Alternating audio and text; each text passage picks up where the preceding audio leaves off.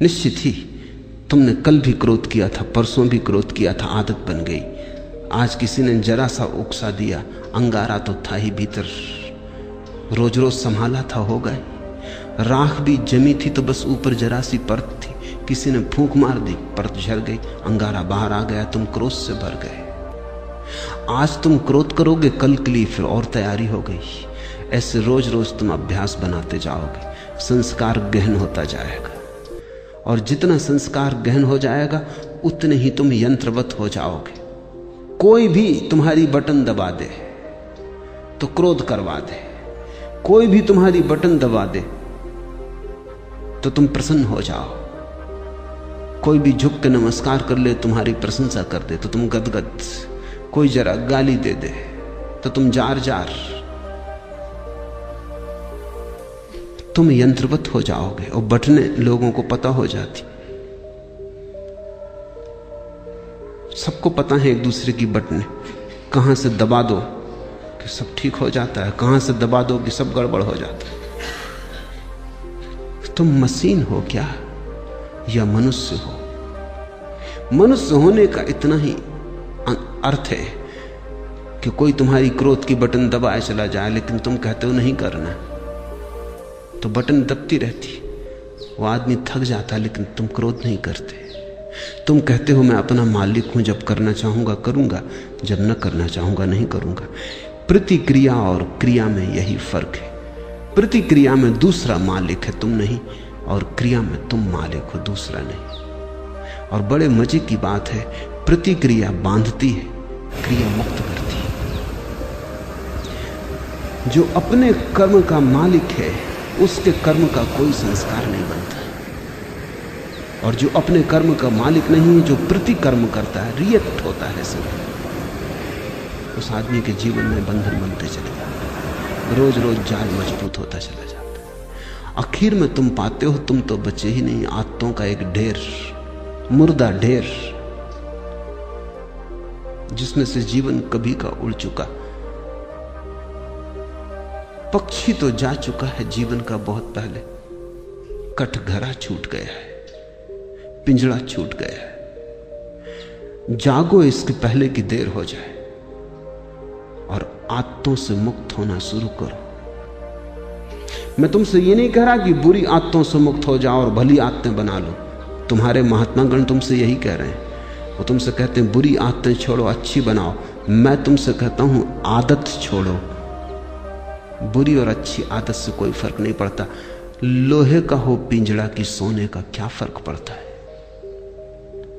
एक आदमी को सिगरेट पीने की आदत है, सारी दुनिया बुरी कहती। दूसरे को माला फेरने की आदत है, सारी दुनिया अच्छा कहती। जो सिगरेट पीता है वो अगर न पिए तो मुसीबत मालूम होती, जो माला फेरता अगर न फेरने दो तो मुसीबत मालूम होती। दोनों गुलाम हैं। एक को उठते ही से सिगरेट चाहिए, दूसरे को उठते ही से माला चाहिए। माला वाले को माला न मिले तो माला की तलफ लगती, सिगरेट वाले को सिगरेट न मिले तो सिगरेट की तलफ लगती। ऐसे बुनियाद में बहुत फासला नहीं है। सिगरेट भी एक तरह का माला फेरना है। धुआं भीतर ले गए बाहर ले गए, भीतर ले गए बाहर ले, मन के फिरा रहे हैं बाहर भीतर। धुएं की माला है, जरा सूक्ष्म है। कोई अपना कंकड़ पत्थर की फेर रहा है, जरा स्थूल है। असली सवाल आदत से मुक्त होने का है। मैं ये नहीं कह रहा हूं कि माला मत फेरो, मैं ये भी नहीं कह रहा हूं कि सिगरेट पियो। मैं ये कह रहा हूं कि तुम मालिक रहो। कोई आदत ऐसी ना हो जाए कि मालिक बन जाए। कोई आदत, मंदिर जाने की आदत भी मालिक ना हो जाए, ध्यान करने की आदत भी मालिक ना हो जाए। मालिक तुम ही रहो। मालकियत बचा के आदत का उपयोग कर लेना, यही साधना है। मालकियत खो दी और आदत सवार हो गई तो तुम यंत्रवत हो गए, तब तुम्हारा जीवन मूर्छित है। ऐसे लोग हैं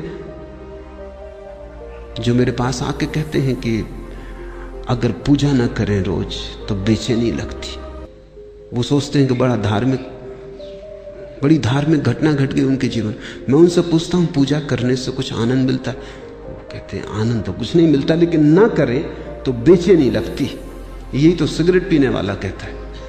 वो कहता है कि उससे पूछो कुछ आनंद मिलता है? वो कहता है आनंद क्या रखा है, आनंद तो कुछ नहीं मिलता, कभी कभी खांसी जरूर आती, आनंद तो कुछ भी नहीं मिलता। लेकिन ना पियो तो बेचैनी मालूम होती। इसे तुम थोड़ा सोचो। इसी को मैं यंत्र हो जाना कहता हूं कि जिससे कुछ भी नहीं मिलता है, उससे भी न करने पर बेचैनी मालूम होती। उपलब्ध कुछ भी नहीं होता है, पाने को कुछ भी नहीं है, लेकिन छोड़ने में मुसीबत है, क्योंकि आदत ने पकड़ा है। अब आदत इतना ही कर सकती है, करो तो कुछ ना मिले, ना करो तो कुछ खोता मालूम पड़े। अब ये बड़े मजे की बात है, जिस चीज को करने से कुछ नहीं मिलता उसको ना करने से खोएगा कैसे? कुछ खोता नहीं, सिर्फ पुरानी आदत, पुरानी लकीरों पर न चलने से अड़चन मालूम होती है। मैं एक बहुत बड़े वकील को जानता था।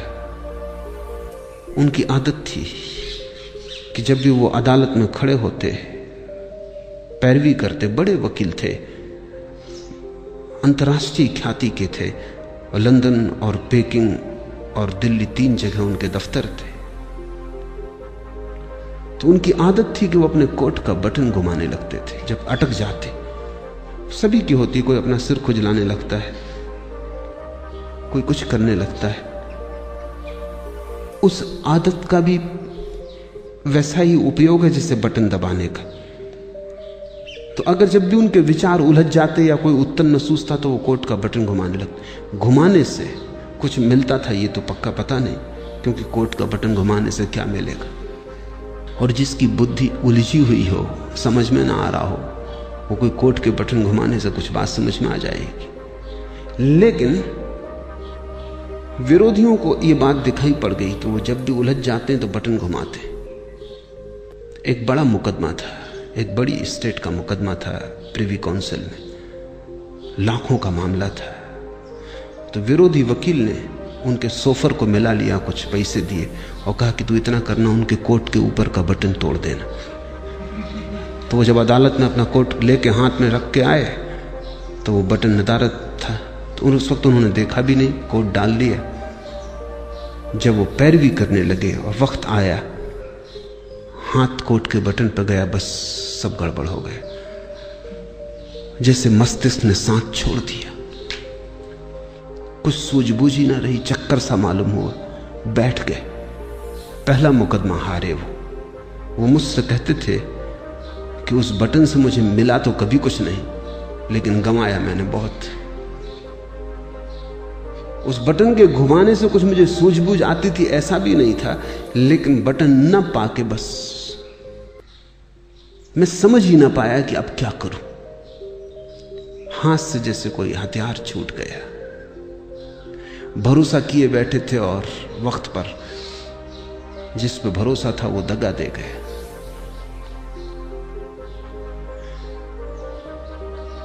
जिनको तुम आदतें कहते हो, बुरी हो या भली, इससे कोई भेद नहीं पड़ता। सब आदतें मालिक हो जाएं तो बुरी हैं, तुम मालिक रहो तो कोई आदत बुरी नहीं। गुलामी बुरी है, मालकियत भली है। मेरी परिभाषा यही है।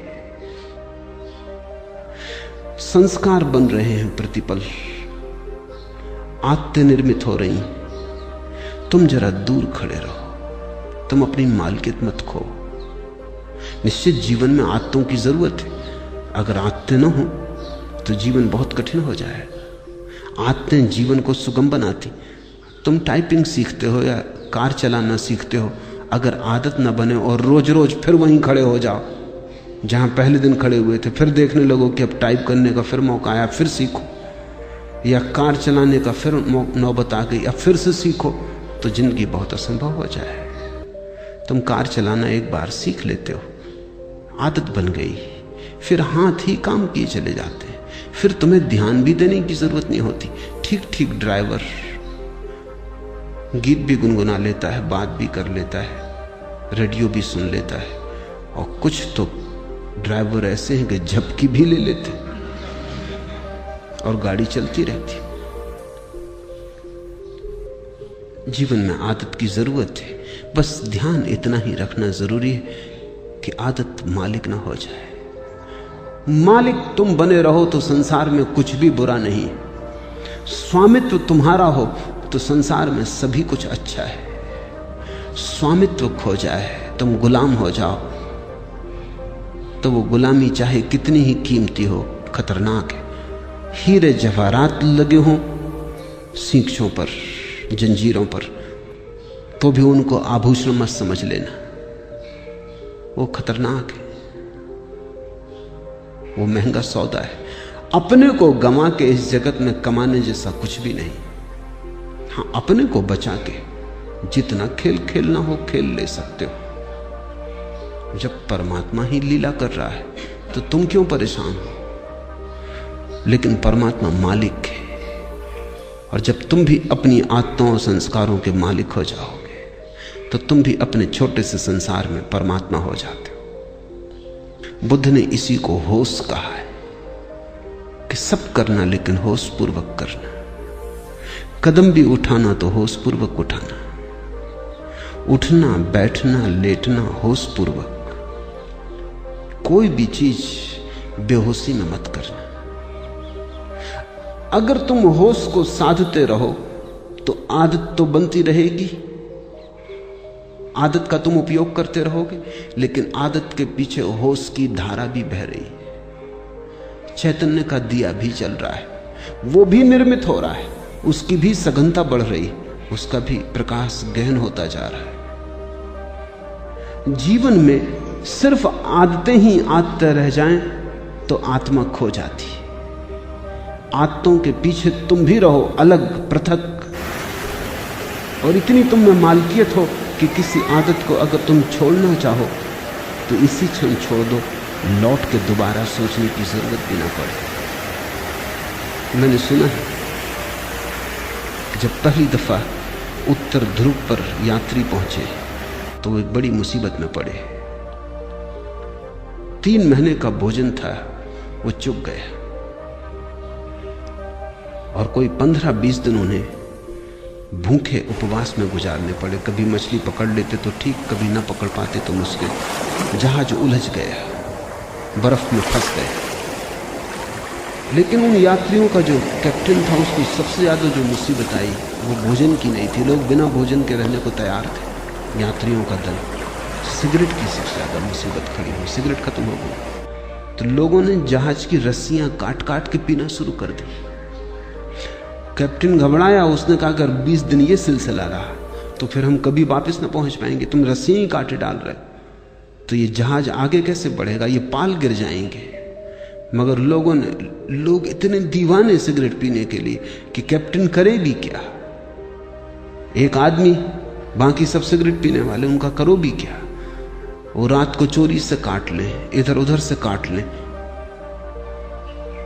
जब ये जहाज लौट के किसी तरह आया और इसकी अखबारों में खबर छपी तो एक आदमी ने अमेरिका में ये अखबार पढ़ते वक्त अपनी सिगरेट भी पी रहा था, अखबार भी पढ़ रहा था। उससे अचानक ये बात अजीब सी लगी कि लोग गंदी रस्सियां काट काट के पी गए।